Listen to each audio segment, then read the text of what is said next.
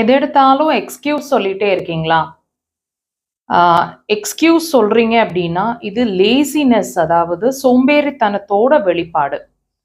ஒரு பிரிஸ்கா ஒரு விஷயம் செய்றோம், ஸ்போர்ட்டிவா ஒரு விஷயம் செய்றோம், here and now, now and then அப்படின்னு ஒரு விஷயத்த இம்மீடியட்டா ஸ்டார்ட் பண்றோம் அப்படின்னா, நீங்க தான் ஒரு brisk and positive person. Success உங்களுக்கு வெகு தொலைவில் கிடையாது.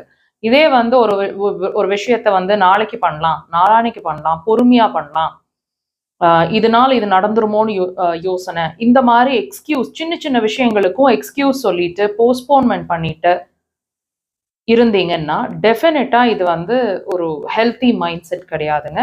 ஸோ இந்த விஷயத்த இமீடியட்டா மாத்துங்க.